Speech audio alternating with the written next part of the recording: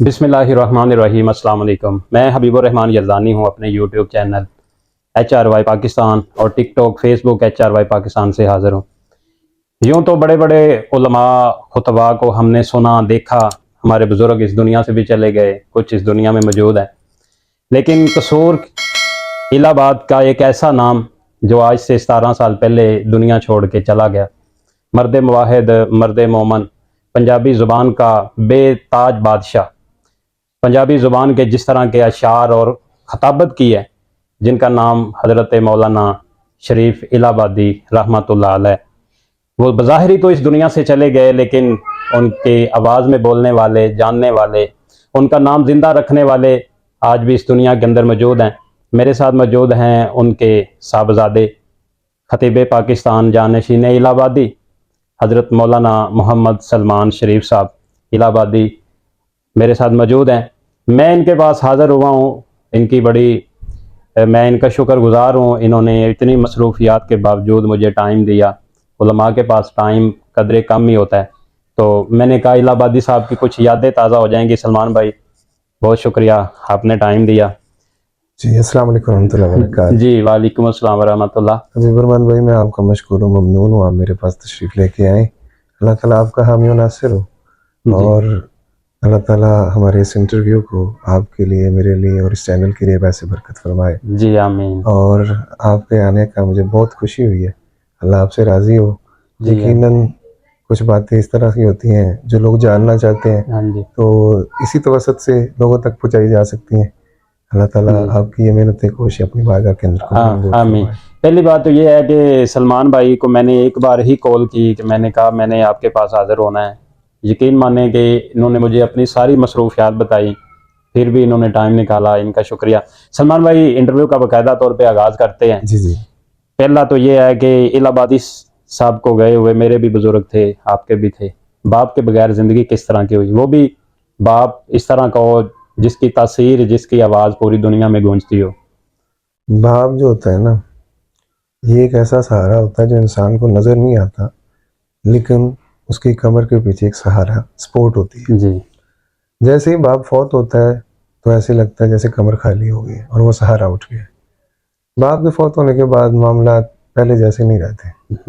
इंसान की दुनिया जैसे उजड़ सी जाती है, वीरान सी हो जाती है। और ख़ासकर जब अब्बा जी हयात थे, तो उनकी ज़िंदगी में हमने देखा है, लोग आते जाते, मिलते मिलाते, पास बैठ के, हमारा डेरा था उधर, उसमें बैठा करते थे लोग, और कोई ना कोई आया रहता, कोई ना कोई मिलने के लिए आता, और जी ऐसे बड़ी अकीदत और मोहब्बत का इजहार करते। एक दिन मैं उनके पास बैठा था, मुझे कहने लगे, ये जो लोग आते हैं ना, बातों बातों में करने लग गए, समझाया करते थे अक्सर, बेटा ये सिर्फ तेरे बाप के मुंह को ही आते हैं। जी उन्होंने जो अल्फाज कहे थे मैं वो बता रहा हूँ कि वो कहते जो तेरे चाचे बाबे आंदे नहीं ना, ये मेरे मुंह नहीं आंदे, जब मैं टुर गए थे ना तो आगे पूछना नहीं था। यानी ये उनके अल्फाज थे, और ये मिनो अन मल्ला मैं उनके अल्फाज कोट कर रहा हूँ, जो मुझे अभी तक मेरे ज़हन में गूंज रहे हैं और मुझे याद है। और फिर वो फौत हो गए, और फिर मैंने देखा वाकई उनकी बात साबित रही कि और इसी तरह ही हुआ, और हालात सारे बदल गए और मामलात भी बदल गए। मैं तो ये कहता होता हूँ अक्सर तकरीर में भी और जलसो जुलूस में भी कि जब हालात जो है ना, जब ये एक दफ़ा अचानक अब्बा जी थे जी उस वक़्त, और कुछ सिलसिला ही नहीं था, सारे घर का निज़ाम जो भी चल रहा था उन्हीं के ज़रिए चल रहा था। तो जब अब्बा जी फौत हुए, तो लोगों ने, हमारे रिश्तेदारों ने ये कहा कि हम देखेंगे अब ये कहाँ से खाएंगे। और मैंने खुद ये बातें सुनी हैं, और मैं ये अक्सर कहा भी करता हूँ कि जब इंसान के ऊपर हालात इस तरह के आते हैं ना, तो लोगों का नज़रिया, मिलने जुलने का तरीका, अंदाज, सब कुछ बदल जाता है। हालांकि मैंने ये भी नोट किया है कि अगर आपके कोई रिश्ते भी हुए हों ना, तो वो भी आपके हालात के मुताबिक चलते हैं। अगर आपके हालात में क्राइसिस आ गए, आप नीचे चले गए, तो सब कुछ खत्म हो गया। फिर जब दोबारा से सारा सिलसिला शुरू होता है, तो फिर दोबारा से वही लोग आके आपको कहते हैं हम आपसे जुदा कब हुए थे। ये एक जिंदगी का निज़ाम है, अगर अल्लाह ताला ये निज़ाम ना रखे तो लोगों को पता ही नहीं चले उनका पराये जो लोग हैं उनमें अपना कौन है और अपनों में पराया कौन है। ये अच्छा, वो मैं सलमान भाई पहले भी बता रहा था कि वो डेरे में मैं 2-3 दफा आया हूँ, वो किधर है अब? आप देखें वो जगह, हाँ, जब इंसान चला जाता है ना, वो चीज़ें छोड़ के जाता है। लेकिन वो चीज़ें जब से इंसान फौत होता है उसकी मलकियत बदल जाती है। मलकियत बदल जाती है। फिर वो जो नए मालिक और वारिस आते हैं उन चीज़ों को उस तरह नहीं रहने देते। हाय। और ये अल्लाह का एक निज़ाम है। इंसान ये कहता है कि हर चीज़ मेरी है, उसे क्या पता जैसे ही मेरी आंख बंद होगी ज़मीनों के बंटवारे हो जाएंगे, घरों के बंटवारे हो जाएंगे, मामलात सब कुछ बिखर जाते हैं। वो जो डेरा था अब्बा जी जी, का, अब्बा जी ने बनाया था, बड़ा खूबसूरत जी, था, जी। पौधे शौधे लगे थे, ग्रासी प्लाट बना था। असल में ये हुआ कि जैसे जैसे ये हमारी की जगह है 1.5 कनाल में, जी, जी। इन जहाँ पे हम बैठे हुए हैं, और जैसे जैसे भाइयों की शादियाँ होती गई, हुँ। मकान बनते गए, इस तरह हो सब कुछ खत्म हो 4 गया। 4 भाई हाँ जी, आप? 4 भाई। अच्छा, खिताबत के मैदान में हज़रत मौलाना सलमान शरीफ साहब हैं और हज़रत मौलाना इमरान शरीफ साहब हैं। बाकी 2 भाई खिताबत के मैदान में नहीं हैं। हाँ जी। अच्छा, अब देखें, हम तो बज़ाहिर ये देखते हैं कि जी ये लखते जिगर है हज़रत मौलाना शरीफ इलाहाबादी के। अल्लाह ने बनावट भी उसी तरह की दी है, आवाज़ भी उसी तरह की दी है। लेकिन बाप के जाने के बाद फिर देख लें किस तरह के क्राइसिस होते हैं। सलमान भाई ने वो सारी चीज़ें एक्सप्लेन कर दी हैं। सलमान भाई, उसके बाद जमात की तरफ से कोई मामला पेश आए हों जिसकी वजह से आपको हमेशा ये होता है कि यार काश आज मेरे वालिद इलाहाबादी साहब होते, तुम ये ना होता? नहीं, अल्लाह का शुक्र है, हमारा मरकज़ तो अपना है, हुँ। उसमें तो कोई ऐसा इशू ही नहीं है कि जमात का कोई रोला शोला हो, क्योंकि अब्बा जी ने सारी ज़िंदगी ये मस्जिद बनाई अड्डे वाली, जी। और सारी उम्र लगाई, जगह खरीदी, छोटी सी मस्जिद थी, अब्बा जी मुझे बताया करते थे, जगह खरीदी, फिर इसकी देखे माशाल्लाह आज कितनी आलीशान मस्जिद है, और इसके साथ लैट्रिनों वाला गली वाला जो प्लाजा है वो भी इसके नाम लगवाया। फिर मरकज़ कुद्दस जो है हुँ। ये मेरे अब्बा जी के नाम से वक़्फ़ हुआ है। अगर इसका पिछला मालिक देखे तो वो मौलाना मोहम्मद शरीफ नज़र आएगा उसमें। जी। तो वो जगह भी अब्बा जी ने इसी मस्जिद के नाम पे वक़्फ़ करवाई, ईदगाह के लिए ली थी। और फिर असल मकसद यही था कि ये जो जमाती झमेले होते हैं ना, मसले होते हैं, जी। मसाइल होते हैं, इनसे जान छुड़ा के बंदा जहाँ अपना मरकज़ हो, जहाँ से कोई जमात को परेशान करने वाला, परेशान। जमाती को बंदा परेशान करने वाला ना हो, इसीलिए अब्बा जी ने वो मरकज़ बनाया। वहाँ पे अल्हम्दुलिल्लाह ये तो मामला नहीं है कि हुँ। बंदा कहे कि जिस तरह मस्जिदों में होता है ऐसा कोई वहाँ पे सीन नहीं है। मैंने खुद छोटा था, अंडर मैट्रिक था, जब इलाहाबादी साहब की तकरीरें सुनते थे। मरकज़ में थे, बहरहाल वो हमारा इशू नहीं है, वो पुरानी बातें हैं। अच्छा, हज़रत मौलाना सलमान शरीफ साहब, आपने मौलाना इलाहाबादी साहब की ज़िंदगी में ही खिताबत शुरू कर दी थी? अब्बा जी जब फौत हुए मैं 14 साल का था, अच्छा। 94 में मेरी पैदाइश है। अच्छा। तो अब्बा जी के होते हुए तो मैं बिल्कुल छोटा था, मुझे तो समझ भी नहीं थी इतनी। हाँ, छोटी उम्र में मैंने मैट्रिक और मैं उस वक़्त आई-कॉम पार्ट 1 के पेपर दिए हुए थे। वो मैंने जल्दी में किया था, कुछ अच्छा। क्लासेस स्किप करके ना, हुँ, हुँ। तो यानी कि 7वीं 8वीं इकट्ठी कर दी। इसी तरह कुछ वो मेरा जल्दी हो गया। तो उसके बाद मैं तो उस वक़्त छोटा था, जी। तो मुझे एक दिन कहने लगे, यार तू ना ऐसा कर, वो जब होते हैं ना एग्ज़ाम वग़ैरह, हाँ जी। खैर जो इस्लामियात होती है, जी, जी। उसके एंड पे हदीस होती थी, मुझे याद है। हुँ, हुँ। तो मैंने अब्बा जी को ही सुना था, तो मैं वो कोई याद नहीं हो रही थी, तो मैंने अब्बा जी की तरन्नुम में उनको पढ़ना शुरू हुँ, कर हुँ। दिया। तो वो मुझे ना इस तरह एक याद हो गई, तो मैंने कहा ये सारी इसी तरह ही याद हो हाँ गई। जी। तो फिर अब्बा जी ने वो साथ वाले कमरे में थे, उन्होंने सुना, गालिबन जुमे वाला ही दिन था, मुझे याद आ रहा है। वो जुमे की तैयारी कर रहे थे, कहने लगे यार तुम इधर इससे चला जा। हुँ। तो मेरे उस वक्त ये अल्फाज थे, अब्बा जी देखो तुसी यहाँ मस्जिद बनाई है, हाँ जी। इन्हें तो सारी उम्र लाई है, तो हुँ। तुहानू की मिले, तो मैं भी यहाँ जलील होना है। हाँ जी। यानी कि उलमा को इस कदर तंग किया जाता हाँ है कि जी। उनकी औलाद बदजन हो जाती है बदज़न हो जाए, और कहती है कि हमने ये काम ही नहीं करना। दीन की तरफ आए ना। ठीक है। और अगर कोई बंदा औलाद वालिदैन फौत हो गया, किसी किसी का बाप फौत हो गया, तो अगर वो बंदा कोई उसकी औलाद में से कोई आना चाह रहा है ना बाद में यार, फिर उसके लिए इस कदर हालात को तलक कर दिया जाता है कि यार ये ना ही आवे तो चंगा है। हाँ जी। यानी इस तरह के मामला बन जाते हैं। बहरहाल लोगों की सोच है, फ़हम है, अपना अपना काम चला रहे हैं, निज़ाम दुनिया चल रहा है। अल्लाह ताला ने जी, जी। निज़ाम इसी तरह ही बनाया है। घर तो में अंदाज़ किस तरह का था बुज़ुर्गों का? मेरे अब्बा जी बहुत दना थे। मैं अल्लाह ताला उनकी कब्र पे करोड़ों रहमतें आमीन, फरमाए। आमीन। उनका घर में अंदाज़ बहुत अच्छा था, मैं समझाया करते थे, घर के मामला देखा करते थे, मिलनिसार थे। हाँ जी। और उनका वो तो हर वक़्त साथ वाले डेरे में बैठे रहते थे, लोग आते रहते थे, मिलते रहते थे, सिलसिला चलता रहता था। जी। अल्लाह पाक उनके लिए आमीन। इस अल्लाह सिलसिले मौला के साथ। करवट करवट अल्लाह उनको जन्नत दे। सलमान भाई, अभी ना उस्मान भाई जो आपके छोटे भाई हैं, उनके मोबाइल की शॉप है। हाँ जी, तो मैं वो ये चेक कर रहा था कि देखें इलाहाबादी साहब की तरबियत है, औलाद तो मौलाना शरीफ इलाहाबादी की है। हाँ जी, मैंने बोला उस्मान भाई इसके अंदर झूठ बोलते हैं आप?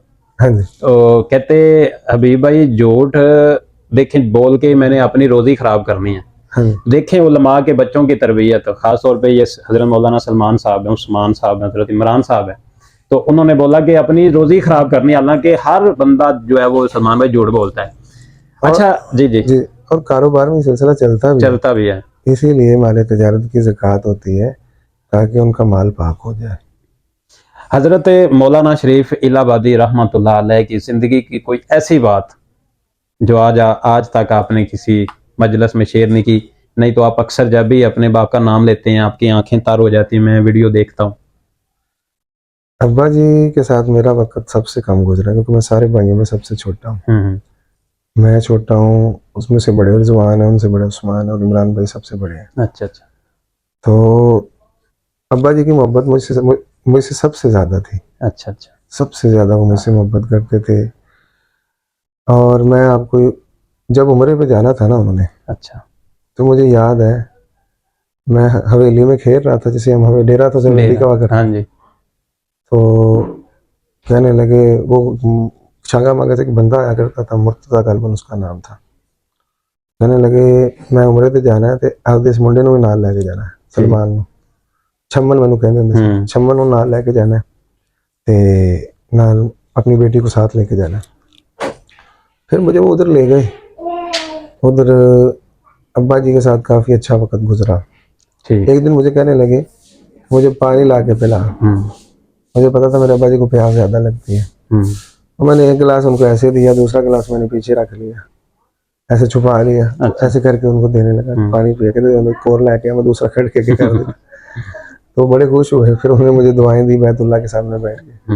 माशाल्लाह, अल्लाह ताला उनकी मगफिरत फरमाए। वाकई एक आवाज थी जी। और मेरे अब्बा जी की जो ज़िंदगी थी, कोई पीछे से जद्दी पुश्ती वो नहीं थे। हाँ। अल्लाह ताला उनको एक करोड़ रहमतें फरमाए। अब्बा जी की जो ज़िंदगी थी वो जंगा सिंह में पैदा हुए जी। उधर ही उन्होंने 4 क्लासें पढ़ी स्कूल की। तो फिर किताबों के पैसे भी नहीं थे, मुझे खुद उन्होंने बताया कि मौलाना यकूब साहब आए तो उन्होंने लड़के मांगे। फैसलाबादी साहब? नहीं, यकूब साहब तो ये नहीं, मौलाना यकूब साहब रोडे वाले। अच्छा अच्छा। फौत हो गए, अल्लाह उनकी खबर पे करोड़ रहमतें फरमाए। वो है, उन्होंने कहा एक लड़का हमें दो। तो अब्बा जी के जो दादा थे ना उन्होंने ये उनको दे दिया। अच्छा अच्छा। उसके बाद फिर अब्बा जी उनके पास पढ़ना शुरू हो गए। तो पढ़ते पढ़ते फिर वहाँ से इनको एक दफ़ा उकाड़ा में छोड़ के जामे ममदिया में। जी जी। वहाँ से कहते मैं खाना खा रहा था, कुछ दिन कुछ अरसा रहा, खाना खा रहा था तो रोटी का लिमाला तोड़ा ना, तो उसके अंदर बिच्छू आ गए, यानी आटे के अंदर गूंदा हुआ बिच्छू था। कहीं वैसे ही उन्होंने बका दिया। मदारस में यही हालात होते हैं। अब तो माशाल्लाह वो काफ़ी मामलात बदल चुके हैं, अब तो तरक्की हो गई है, हर जगह पे सफाई सुथराई का ख्याल रखा जाता है, और अब तो जामे ममदिया भी माशाल्लाह कमाल बन गया। तो उस वक़्त की बात है। तो कहने लगे मैं भाई छोड़ के आ गया जी। मैंने कहा मैंने नहीं जाना। फिर ये मौलाना अब्दुल शिमजादाबादी हाफिज़हुल्लाह ताला, अल्लाह ताला मेरे शेख को सेहत तंदुरुस्ती अता फरमाए, बीमार है जी, मेरी दुआ है उनके लिए, अल्लाह ताला उनको मुकम्मल सेहतयाबी से नवाजे। फिर अब्बा जी उनके पास गए, उन्हीं के पास उन्होंने अपनी तलीम मुकम्मल की, और मुझे बताया करते थे कि उस वक़्त हालात काफ़ी परेशान कुन थे जी। मैं मजदूरियाँ करता था, और जो मसल्ला पंजाबी में उसको कहते हैं कीड़ी, कीड़ी बना बना के मैं बेचदा हुंदा सा, ते कदी ट्रक तो बजरी लानी, कदी मंजियां उन्ना, ये सारा कुछ दसदे हुंदे सन।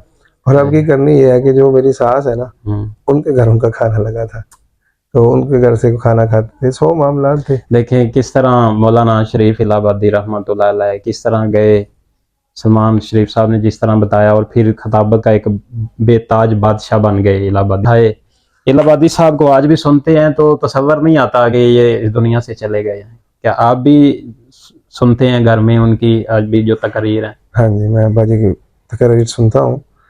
असल में ये जाने वाले का अमल होता है जी। मैं आपको बताता हूँ, नबी पाक सल्लल्लाहु अलैहि वसल्लम ने फरमाया जो बंदा ये चाहता है ना उसकी उम्र लंबी हो जाए, हाँ जी, और एक रिवायत में उसका असर बाकी रहे। असर बाकी रहने का मतलब ये होता है कि अगर बंदा चला भी गया ना तो उसके मामला जारी सारी रहे, ये मतलब है। फल यसिर राहिमा हो, तो अपनी सिला रहमी करे और अपने वालिदैन उनका ख्याल रखे। मैंने अपने बाबा जी को इन दोनों मामला में मुकम्मल पाया।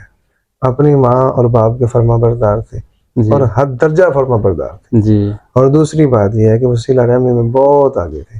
अपने खानदान के लोगों को संभालना, मेरे सारे चाचुओं को उन्होंने पढ़ाया जो पढ़ना चाहते थे, उनको कईयों को एक नौकरी पे लगवाया, दूसरे के लिए सारे मामलात का इंतज़ाम किया, और जो किसी के बारे में वो कर सकते थे वो करते थे। इससे एक चीज साबित हुई कि उनकी जिस तरह की तकरीर होती थी, देखेंगे आज मोटिवेशनल स्पीकर इंग्लिश उर्दू में बयान करते हैं। हाँ जी, हजरत शरीफ इलाहाबादी साहब पंजाबी में अगर उनकी तकरीर सुने तो वो एक बहुत बड़े मोटिवेशनल स्पीकर थे। अगर हम उनकी तकरीर उनके जुमा सुने तो मोटिवेशनल स्पीकर थे, कहते थे कि कितने नलका लवा दे वो, हाँ जी, किसी दी धी दी शादी कर दे वो, किसे राज लंघ दे, किसी ਨੂੰ ਪੰਡ ਚਕਾ ਦੇ वो। हाँ जी।